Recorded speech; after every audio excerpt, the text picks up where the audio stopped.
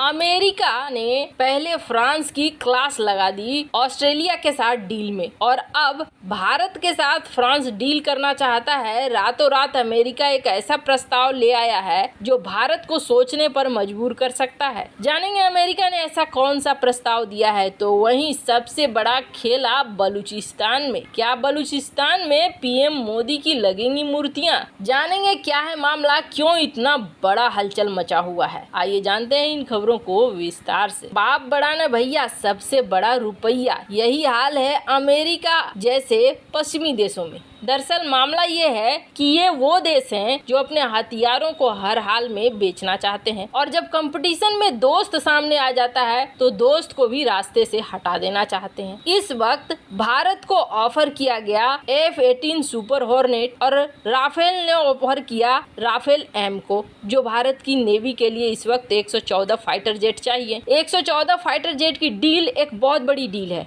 सिर्फ इसलिए नहीं कि एक बार में पेमेंट होगी, क्योंकि 114 फाइटर जेट के मेंटेनेंस का भी कॉन्ट्रैक्ट आएगा, और मेंटेनेंस छोटे मोटे कल पुर्जे बेच कर ये जो भी कॉन्ट्रैक्ट लेगा बहुत ज्यादा कमाई करने वाला है। यही वजह है कि इस वक्त फ्रांस भी लगा हुआ है कि ये कॉन्ट्रैक्ट उसे मिल जाए, और अमेरिका भी लगा हुआ है कि ये कॉन्ट्रैक्ट उसे मिल जाए। अब भारत अपनी सुरक्षा को और सामने वाले जो चीज मिल रही है उसको देखकर फैसला लेना चाहता है। राफेल को हर हाल में रास्ते से हटाने के लिए अब अमेरिका ने एक नया ऑफर दे दिया है। अमेरिका का कहना है कि हम अपने विमान F-15EX को देंगे। F-15EX बहुत ज्यादा अपग्रेडेड है, मॉडर्न है, वैसे 4th जनरेशन का है, लेकिन इसका प्राइस कोड जो है वो 80 मिलियन पर यूनिट के आसपास आएगा, मतलब राफेल से ठीक ठाक कम। अब राफेल से ठीक ठाक कम इन्होंने प्राइस कर दिया है ऑफर। ये एक बेसिक वर्जन का है। अगर आप इसमें बाकी अपने यूनिट वगैरह लगवाएंगे, अपने वेपनरी सिस्टम अपने हिसाब से लगाएंगे, तो फिर ये प्राइस बढ़ जाएगी। ये प्राइस करीब 98 से लेके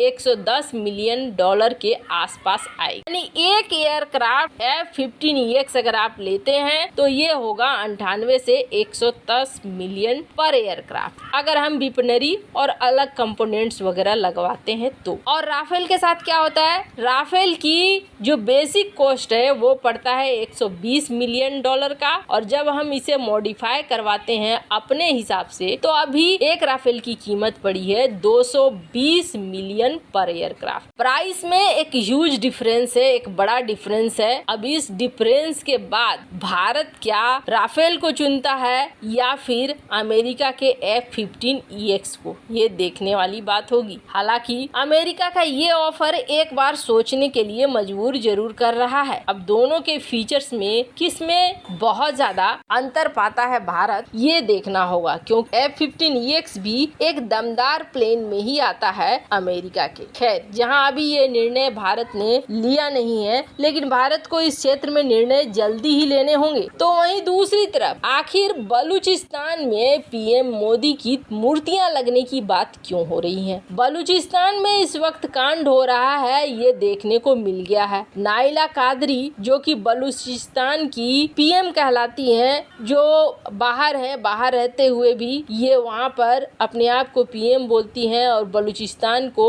अलग देश के हिसाब से ट्रीट करती हैं। उनकी तरफ से कई ऐसे बयान आए हैं जिसके बाद दुनिया इस सोच में पड़ गई है। वहीं बलूचिस्तान में लगातार पाकिस्तान अपनी सैन्य कार्रवाई भी कर रहा है, और इस सैन्य कार्रवाई की वजह से यहाँ हलचल मची हुई है। दरअसल ये कहानी शुरू होती है 2016 में। 2016 में पीएम मोदी ने एक स्पीच दिया था, और पीएम मोदी के इस स्पीच में बलूचिस्तान के बारे में उल्लेख किया गया था। भारत के स्वतंत्रता दिवस के दिन ये स्पीच दी गई थी, जिसमें पीएम मोदी ने बलूचिस्तान को मेंशन किया था, और इस उल्लेख के बाद पाकिस्तान बहुत बौखलाया था। पाकिस्तान ने ये कह दिया था कि भारत ने बिल्कुल रेड लाइन क्रॉस कर दी, और भारत को ऐसा करने का बिल्कुल भी हक नहीं है, भारत को ऐसा नहीं करना चाहिए। पाकिस्तान जो कश्मीर मामले को कहीं भी उठाने के लिए तत्पर रहता है, कोई भी ऐसा मंच नहीं है जिसे छोड़ता हो, लेकिन जब बलूचिस्तान की बात उठी तो यहाँ इसे